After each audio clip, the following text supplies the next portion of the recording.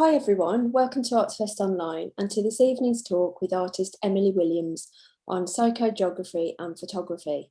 Emily will be chatting to artist and lecturer Gavin Rogers about her art practice and involvement in the Bilston Art Project. If you have any questions for Emily, please use the Q&A box and we'll go through them throughout the talk.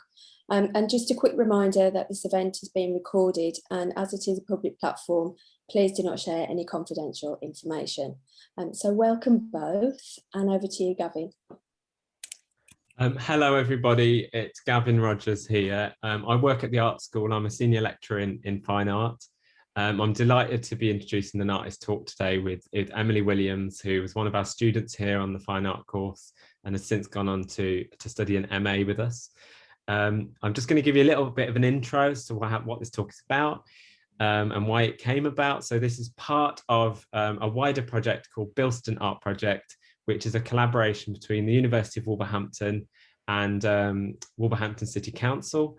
And it's seeing a number of artists, mostly graduates from the art school, working in the Bilston area. We've commissioned 16 artists in total to make work and to exhibit work. So Emily will be showing work in the centre of Bilston on Hall Street on some hoardings which have gone up. And all the artists involved have also been doing workshops with the public. And this is one of Emily's workshops as an artist talk. If you want to find out more about the Bilston Art Project, we are at Bilston Art Project on Instagram. Or if you do have any questions about it, I'll pop my email in here as well. I'll do that now, so you've got it all. Okay, so without further ado, I'd like to introduce Emily Williams to talk about her work, and then that will be followed by a Q&A with myself. So thank you. Over to you, Emily. Hi, I hope you can hear me. That'd be a good start, wouldn't it? As Gavin said, I am currently doing my Masters in Fine Art within the university. I completed my BA there, but I was also a student at Dudley College where I started my fine art course. I've always been interested in the urban environment. I switched a lot between the human form and city landscape drawings. So here's some information about this is actually my artist statement, and some images from my Instagram. There will be a link at the end for my Instagram, for the Bilston Art Project Instagram, a website and some external references. So my work consists of looking at Wolverhampton,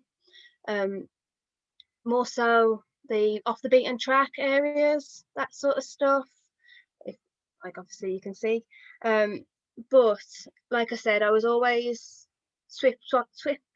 swapping between the two until I was always drawing until I found John Myers. At this point, it was the second year of my BA, so it was quite late on.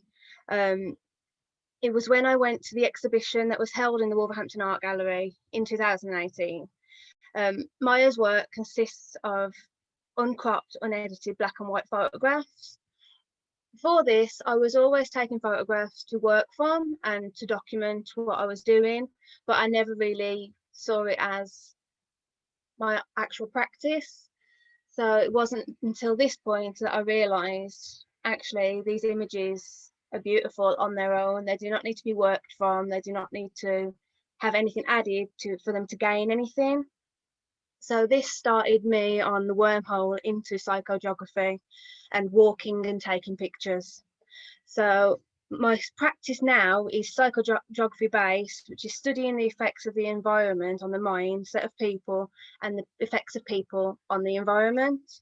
I also look at mythogeography, which is thinking about places where multiple meanings have been squeezed into a single meaning and a single space.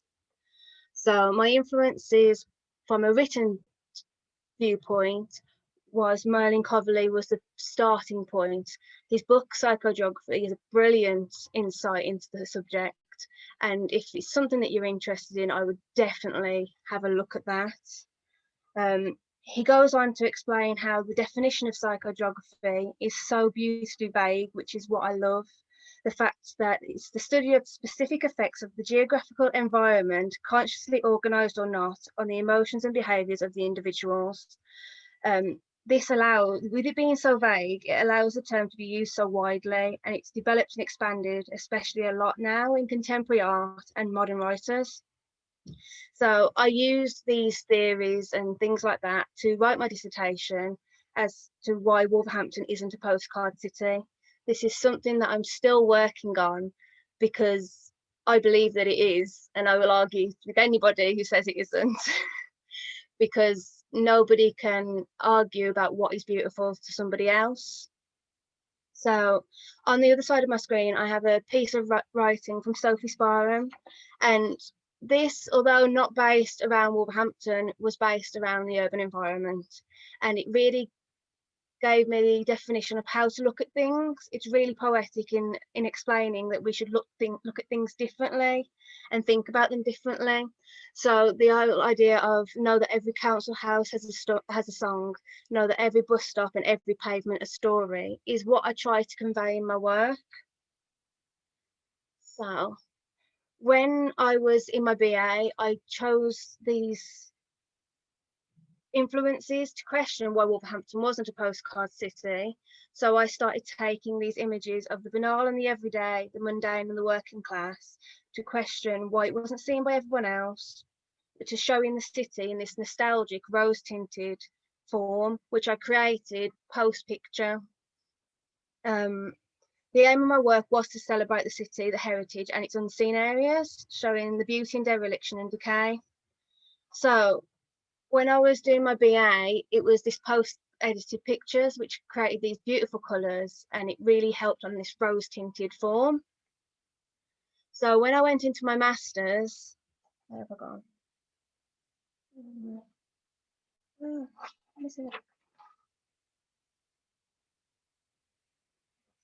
we go, that one.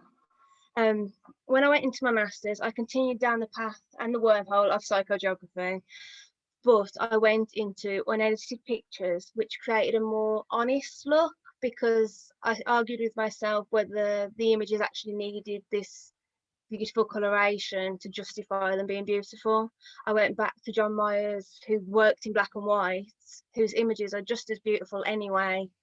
So was there actually justification for the colorization? So my current influences are two very different photographers shown by the images on the screen. On the right, you have Richard Wentworth, who uses everyday objects to dominate his work on the approach of playful and humorous standpoint. It causes the viewer to reevaluate the rudimentary meanings of not only the chosen object, but also reshapes what we think about the works of art. And on the left, I have William Eggleston, which I use as an influence for colorization. So I'm trying to take the colorization from my BA into my master's, but in a more unedited way, if that makes sense.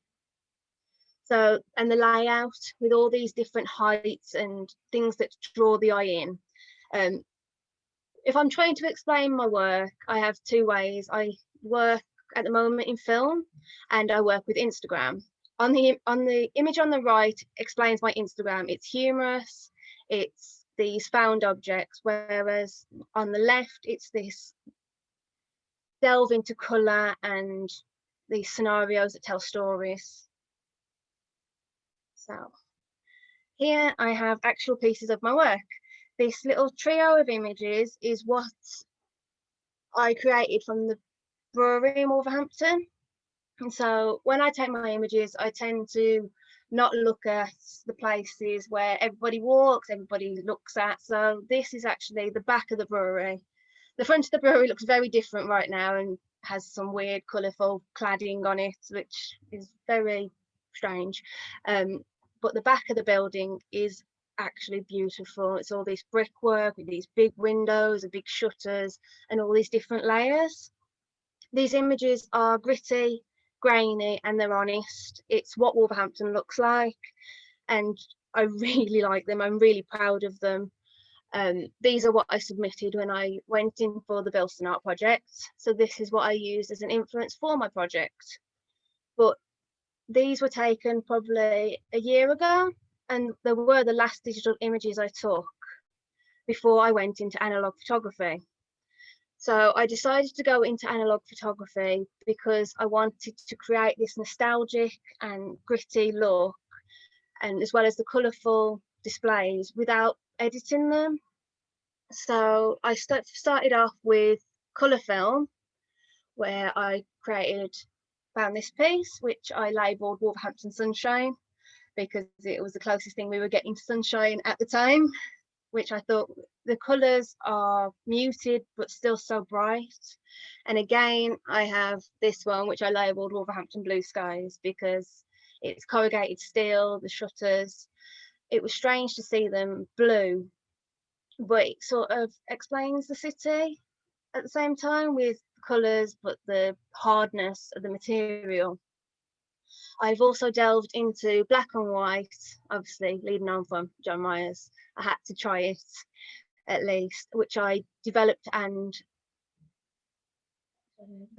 I enlarged myself, which was a challenge, but I was quite pleased with the outcome. Obviously you can tell by the image that there are some issues, but I quite like the faults in them. I think it adds to them. This is one of my more recent images, which was internal, which is strange for me, but I thought it also works. Again, it's got loads of layers, which is something that I look into now as well. So there's holes in the walls and crevices and things like that. I find that the images are a lot more interesting when they have this aspect to it. Finally, I'm currently working with expired film. So this is the subway by the university, obviously probably taken a lot by photographers in Wolverhampton. And I think it's a canal boat mechanism. I'm not entirely sure. It's in Horsley Fields. It's not far from where I walk to take my images. So I developed into expired film to create this gritty and grainy nostalgic imagery. The expired film creates a dated look, and I think it helps with the nostalgia because it looks sort of ethereal and washed out. I also like the link to the expired film with the expired city. But for the Bilston project, because of the time constraint, I had issues working with film because a lot of the films that I have are 24 exposures, 36 exposures. So I wasn't going to be able to fill that up within the time I had to do the imagery. So I decided to go back to digital, but I wanted to take in all of the experience I'd had with analog photography, looking at layers, looking at colours, to eventually I came out with 2 images.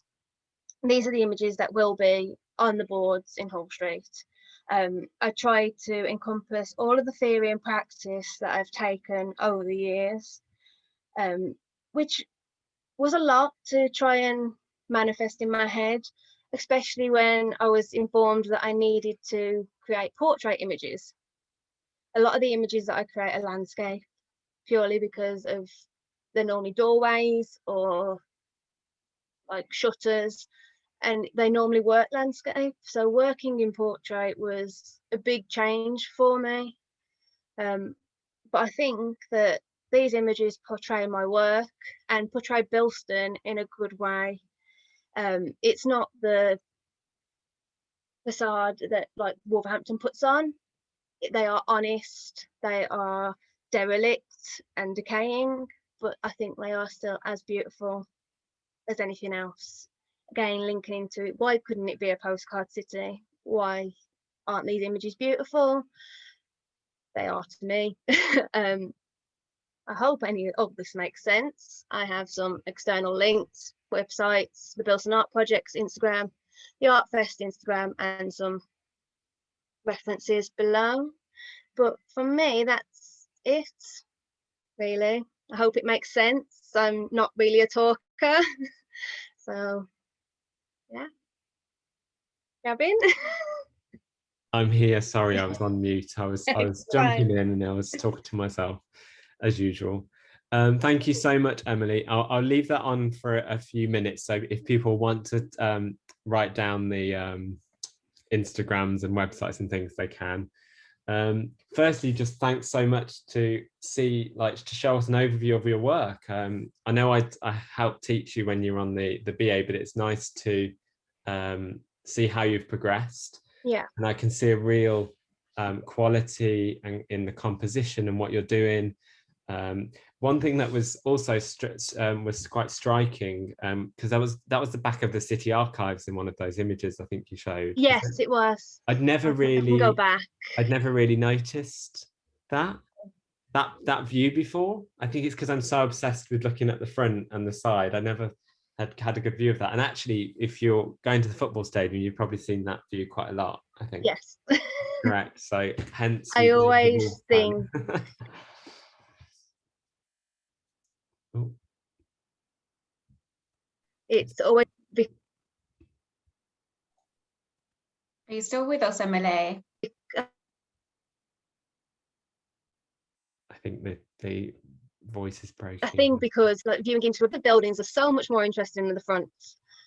The fronts are well kept and they don't show any use or story, whereas the backs of the buildings, like the brewery and the archives, I think are a lot more interesting. But I think the archives on its own is a very striking building.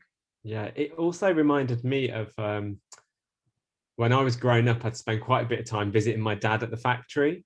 And there'd always be that moment where you have to like open the gates and you go in through the side gate and you pull up the shutter. And actually these spaces at the back, the places where the people go and have a cigarette after they finish their shift, the place where you get deliveries in and out, actually they are spaces that people live and work. And I feel like it is like it's like the backs of buildings are where the working class are, you know, like they're emptying the bins, they're sorting out shutters, all these sorts of things. Where all the magic happens. Paying attention to that actually is probably why I feel it has this magical effect.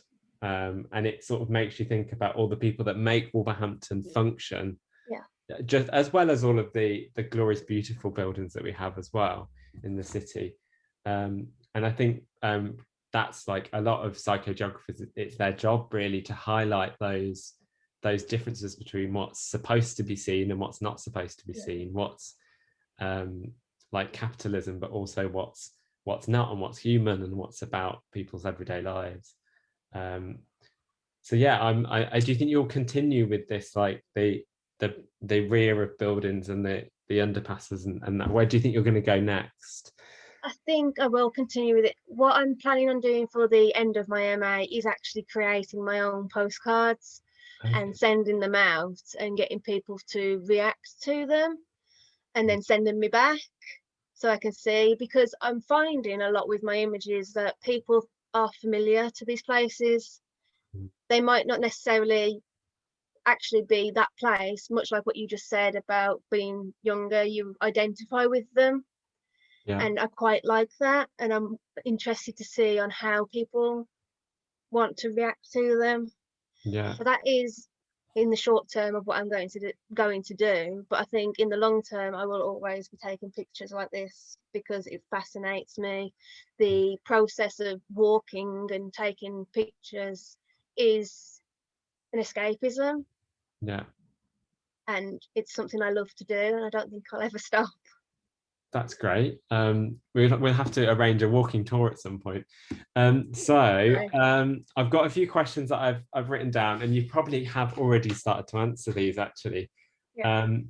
But I think they'd be really good for other people to hear how what the answer might be. We've also got potentially some students from Dudley College tuning in today, so I'm going to say a big hello to them because Emily studied at Dudley College. I don't know how many years ago. Feels like a long time ago. Feels like a long time ago. So yeah, welcome those of you joining us from Dudley College. So my first question is, what made you choose photography? You know, are you a photographer? Those sorts of questions. So why photography, I guess? It wasn't, again, like I said, I think I've like bigged him up quite a lot, was when I saw John Myers. I don't see myself as a photographer. Giving me that label seems to like I know a lot of tech, which I don't. I'm very much a point and click and hope for the best, which is, I think, is also a factor in my work, is having that not knowing.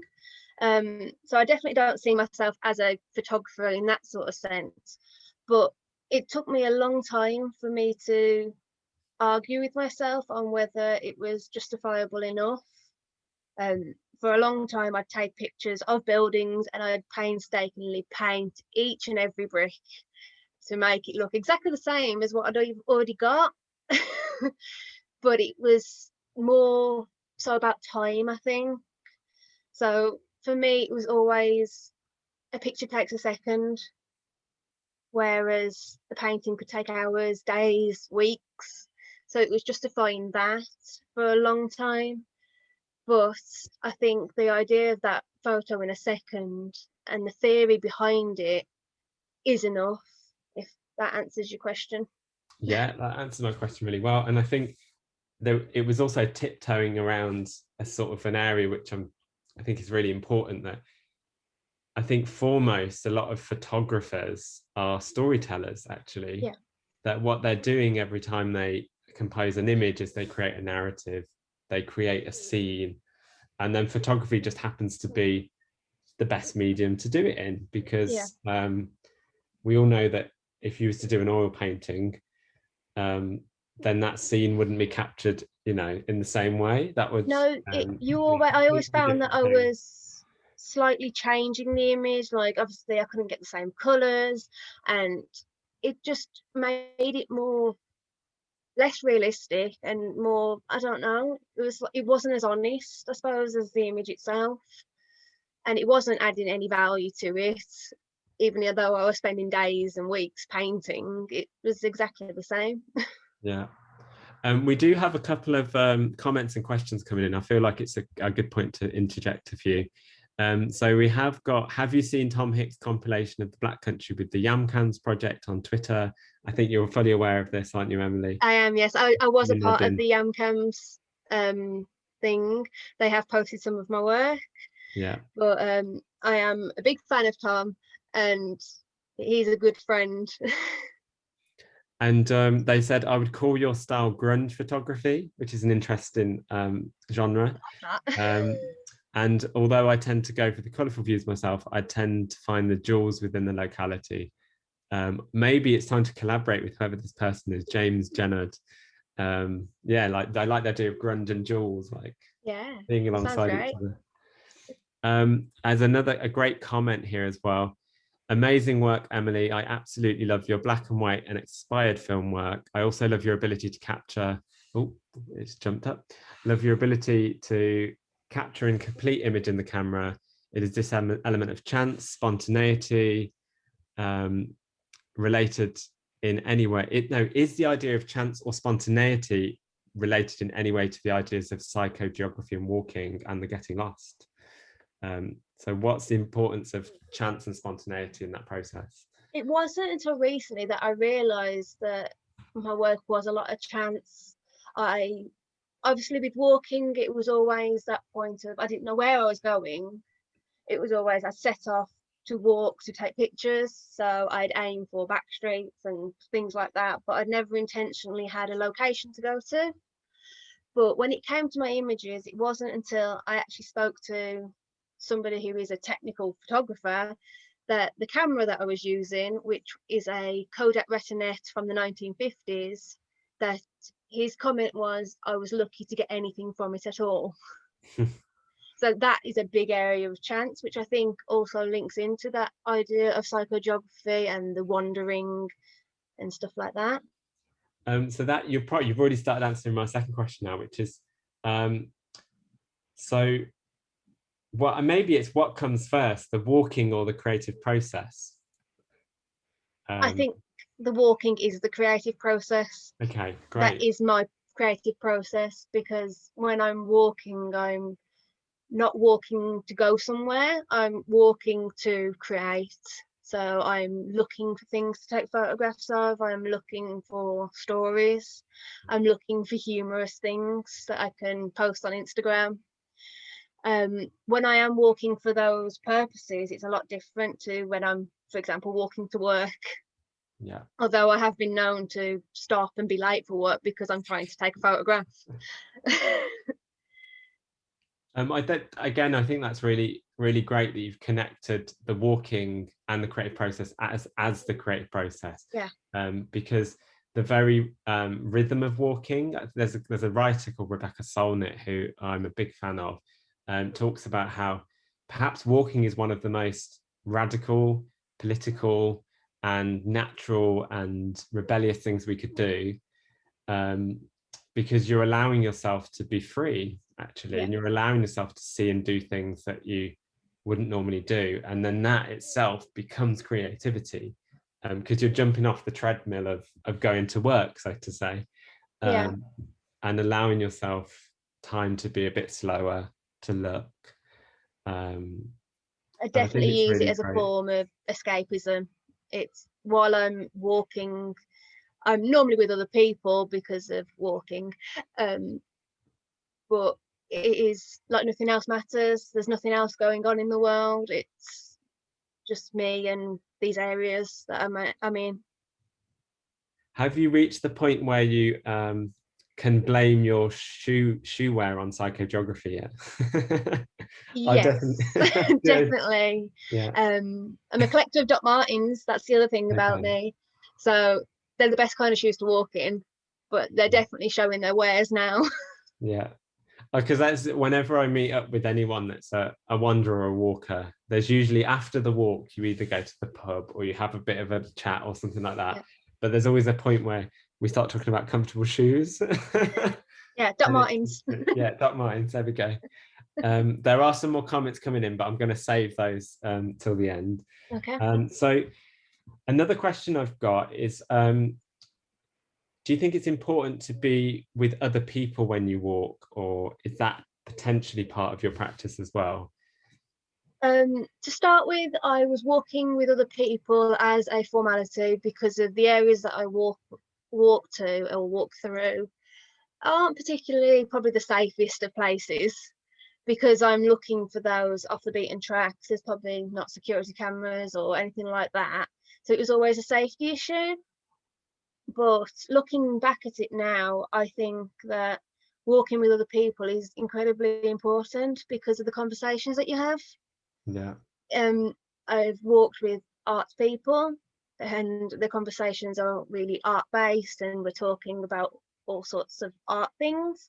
But I've also walked with my partner and trying to explain my process to him, and the conversations that come from spending hours just walking is really mind-blowing, to be honest, because you start at one place and end up at another, and it really is varied.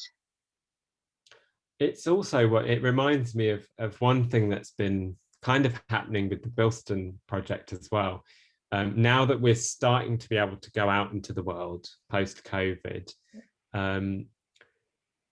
I've been spending a lot of time in Bilston, just being around the market, around places. And actually, it's really important as artists, as designers, as anyone really who's involved with people and telling stories to be out there in the real world as much as you can. And I do wonder, this isn't a question we planned for, but how has COVID been for your practice? Has it changed it in some ways, logistically? I don't think it's changed it, but it definitely put a halt on it.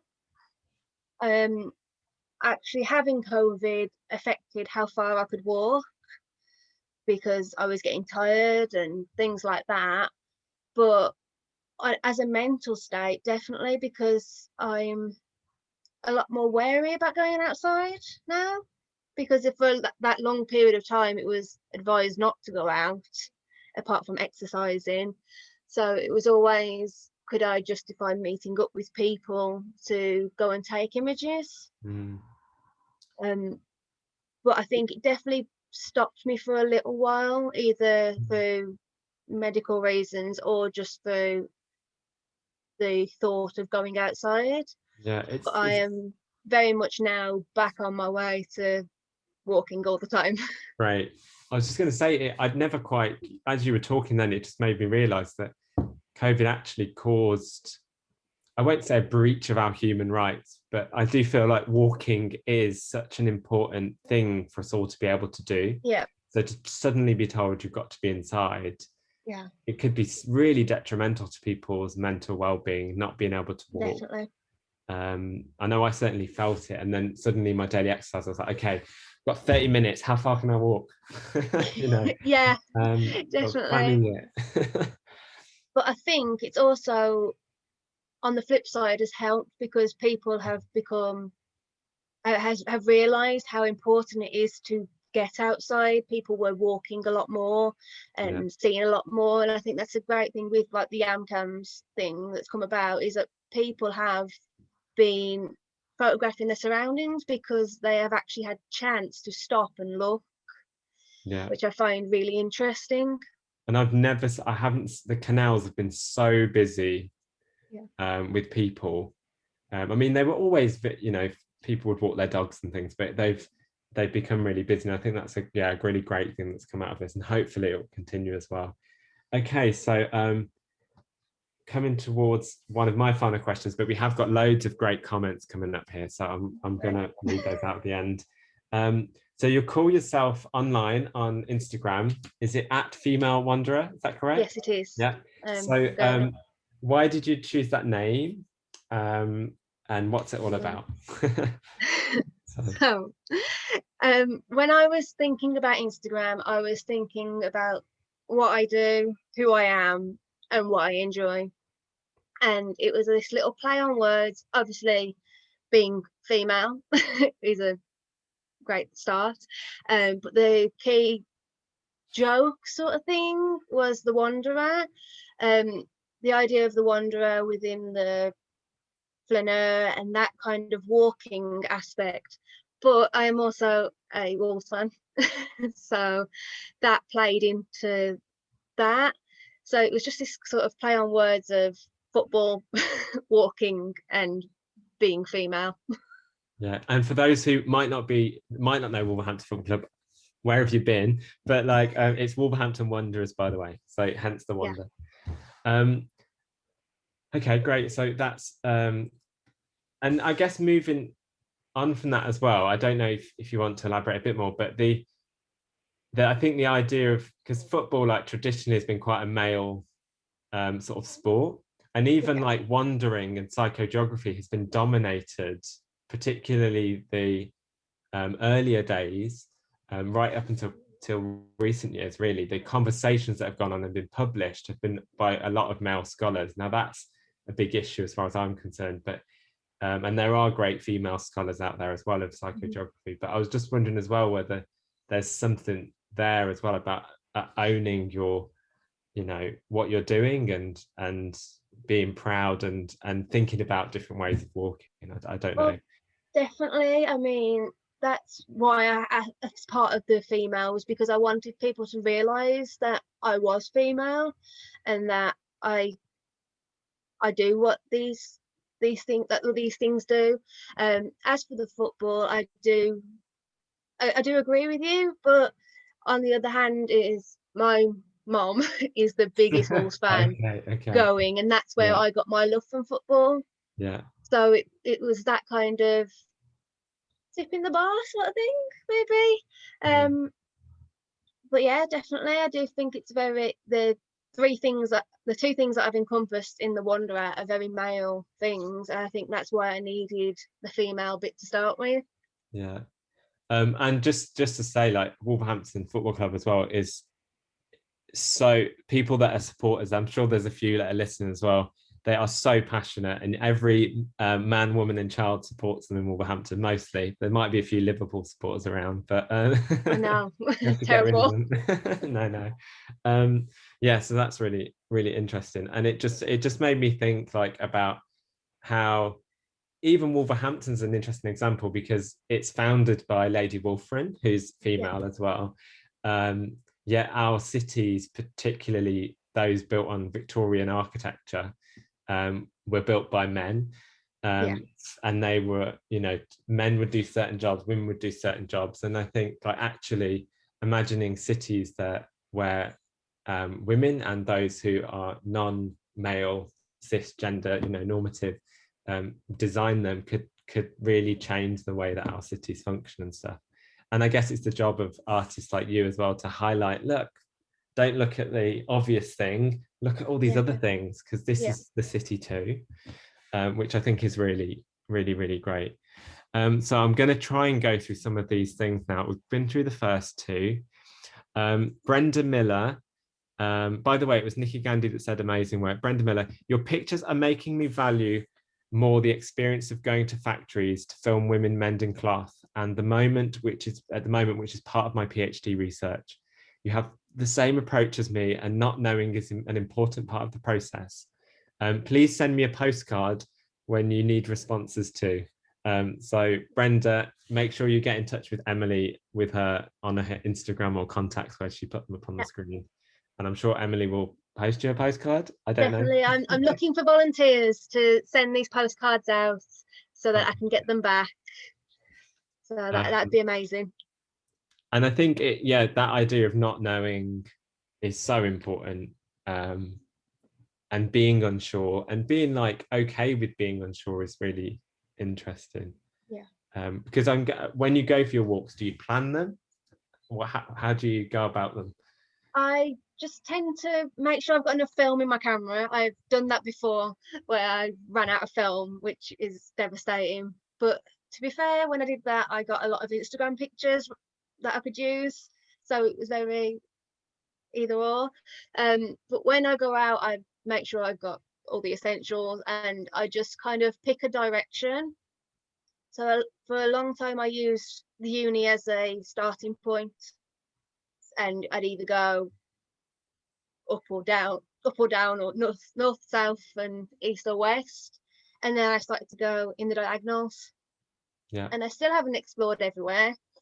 Yeah. Although it might seem like it, I have got a lot of images that I had to cut out of this.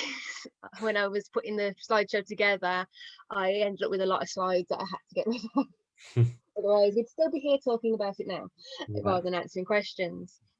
We've got another comment here from Taiyu. I'm an oil painting. I'm an oil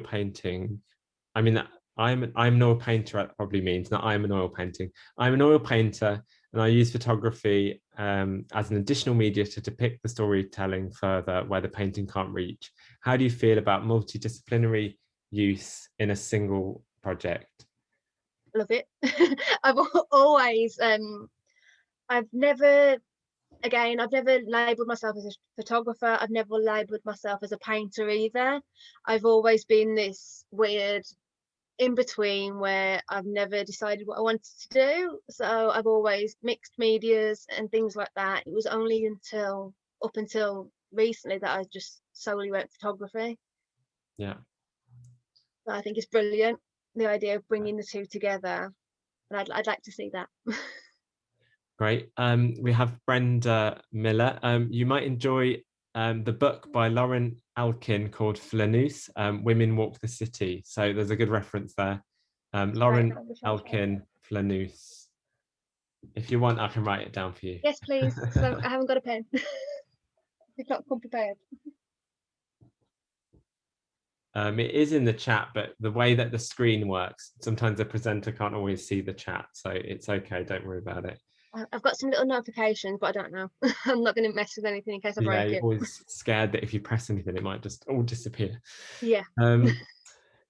James Jennard, I would suggest this technique. Stop anywhere you have been before and then stay there for 15 minutes while observing what happens, and then find the subjects that have normally passed by you because you were too impatient to observe the full detail of the location scenery.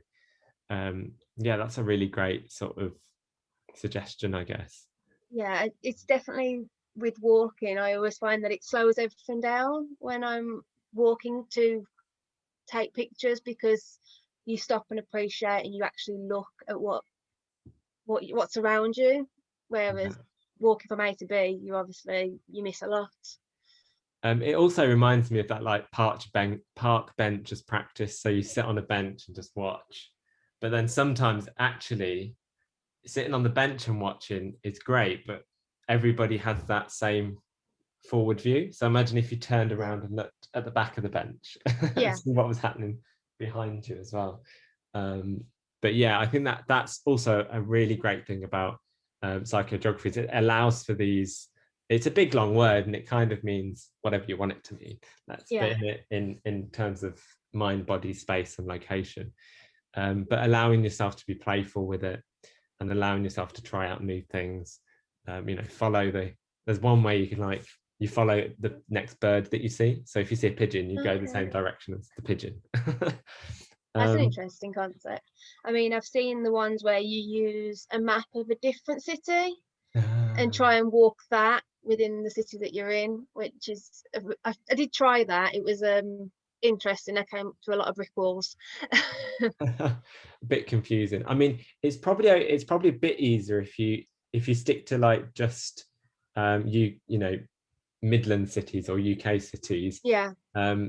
You're probably going to find a high street or a King Street or a Queen Street in most cities.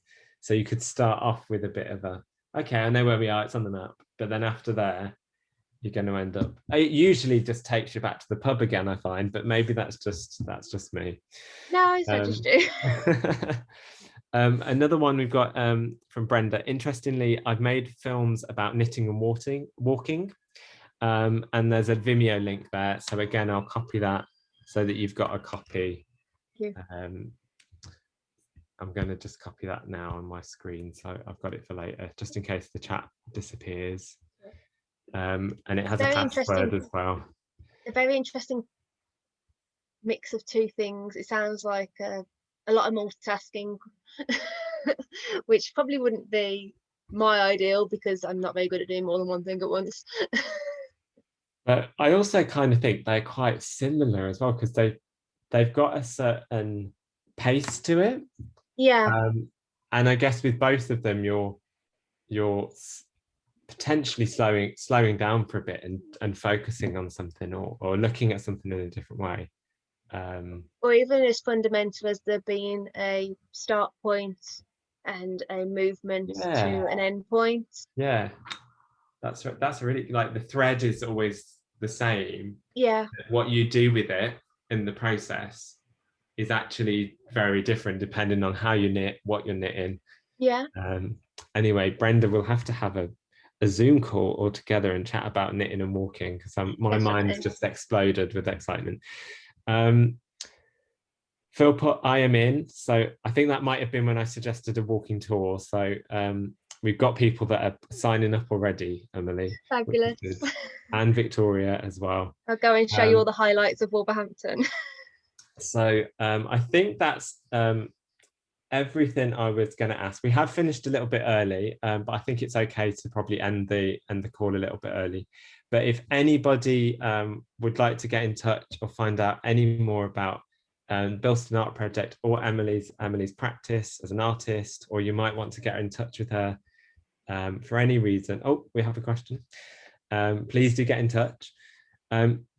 This is a question from Chelsea, might be Chelsea.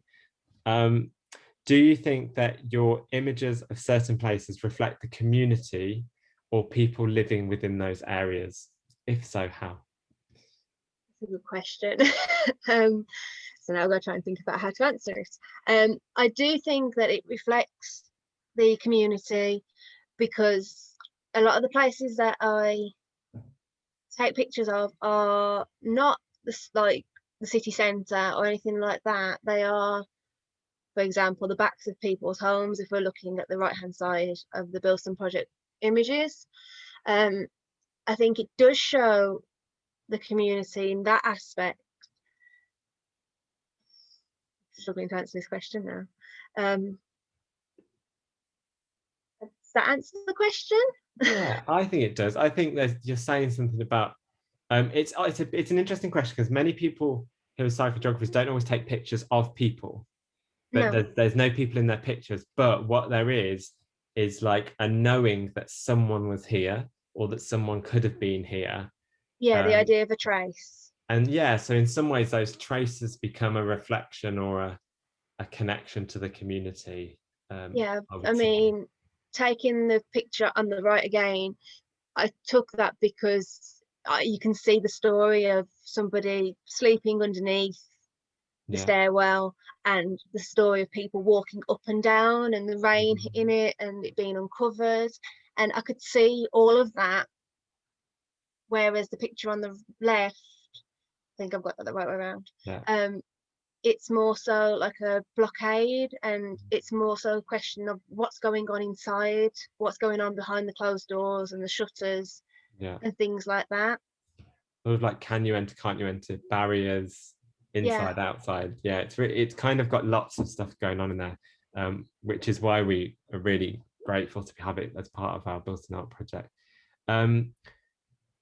Fascinating talk, thank you, really interesting. Up the villa, we have a villa supporter in.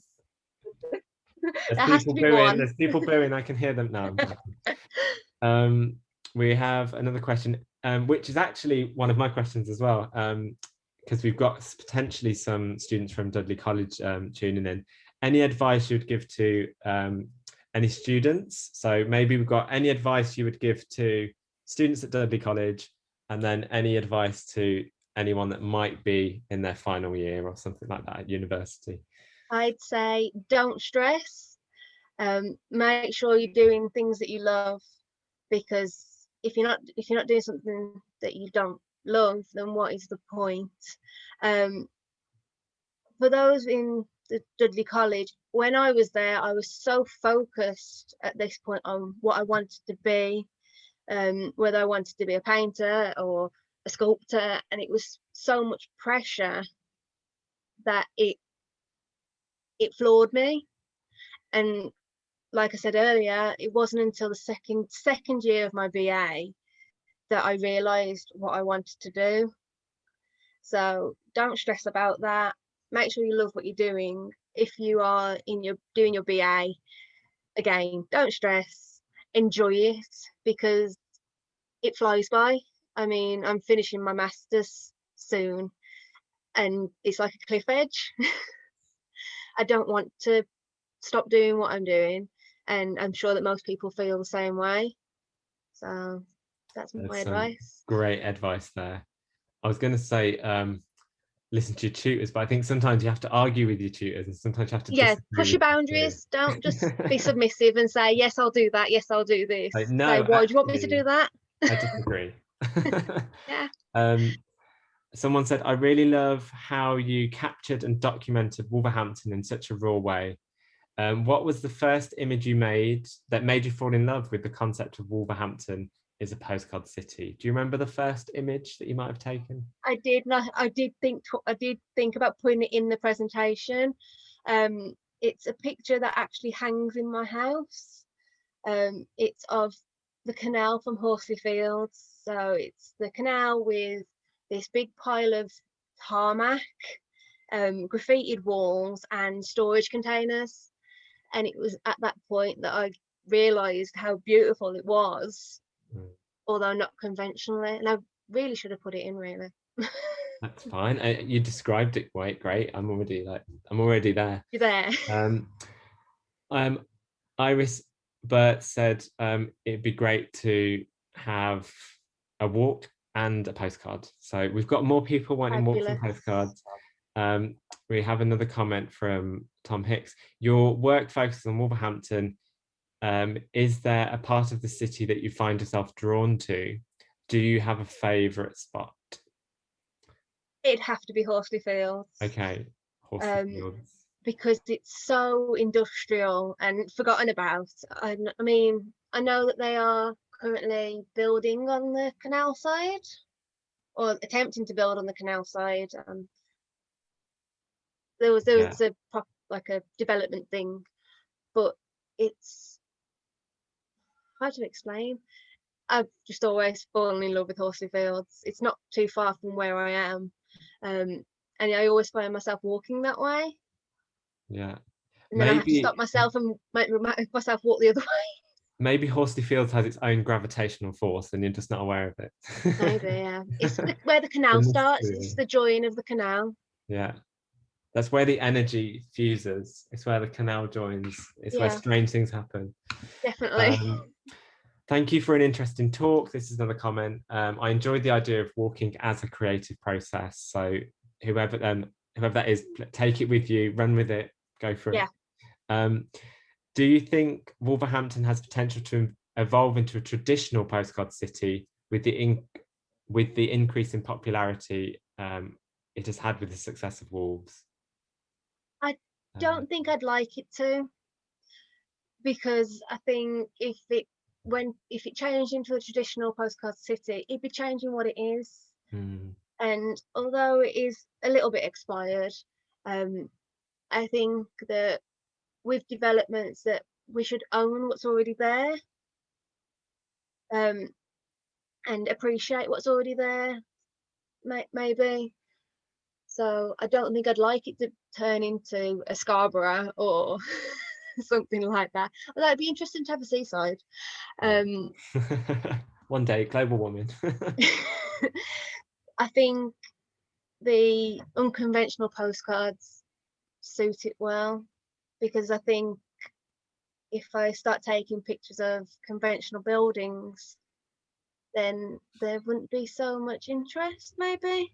Yeah, I do 100% agree with you there. I think Wolverhampton, and I'm looking out my window at Birmingham in the distance here, but it is made up of different decades of architecture, different buildings. Some people love them, some people hate them. There's all this kind of stuff, but that's what makes it such an interesting place. And I think at the moment, a lot of the buildings that are being built look so generic, They all look they've the just same. been downloaded off a PDF somewhere, and they probably have, and replicated. That they're kind of losing their ambition, and actually there was a lot of ambition in Wolverhampton during the 1960s and 70s with these amazing, at the time, council estates and circular walkways and throughways, and the art school, it's a beautiful building. So I think we really have to celebrate those things. Definitely. We have a comment: would you ever consider creating a book based on this project? That's a bit of a ... I think that would eventually be my dream, would be to have a photo book. I mean, I have albums and albums of my images at home, but definitely maybe coercing people who write would be nice. Yeah, that sounds a really good idea, working with writers and poets. That person also said they're from Manchester Uni, so we have people tuning in live from Manchester. So, fabulous. Hello Manchester. I do see. I mean, I know I've rambled a lot about Wolverhampton tonight, but I think that my work and the style of photography that I do reaches the bounds of other cities, because people can see correlations between these areas. Yeah, I agree. We've got, and then a few more comments. We've got come on yellows, football stuff. I knew there was going to be football stuff. I thought I'd wear my colours in support. We've got hashtag Horsley Fields Forever starting a trend here. It's trending on Twitter, everyone. Horsley Fields Forever. Yes to more female wanderers. Couldn't agree more. Would you think of using old maps of the area and try and document the change? So past and present. That is something I have actually done. I delved back into the 1930s and found that where my house is was a brickmaker's, which explains a lot about my garden. But it does fascinate me that at one point there was no road and things like that. And the development of the ring road, that was a big fascination for me as well. Yeah, and interesting to see what might happen to the ring road. There's all sorts of conversations going on. I don't know how public this is, but like about how can you make Wolverhampton a green city and what could the ring road become? But I'll leave you all to think and ponder about that. Okay, we're right at the end of the chat now. Thank you so much for everyone that tuned in. I can see a few familiar names and faces, but many of the people here today are people I've never seen before. So welcome to Artsfest, welcome to the University of Wolverhampton, welcome to this talk, welcome to Bilston Art Project. Please do check out all our links, and if you've got any questions, please do get in touch. I think that's everything. Everyone's saying thank you. There's emojis, there's exclamation marks. It's Fabulous. looking great. I don't know if Claire, you would like to say anything. Thank you, Yeah, Emily. I'm going to give you a little clap. Yes, thank you, Emily. That Thank was you. thank you to both of you. I mean, it's so great to hear you talking about a subject that you're so passionate about. You know, it's really wonderful. Thank you. I really enjoyed that. Coming up tomorrow, we have a talk with artist Paul Cox, and we'll be lucky enough to see Paul in action doing some live drawing. So that's going to be a really good one. You can book for free through Eventbrite. So hope to see you there. Thanks for watching.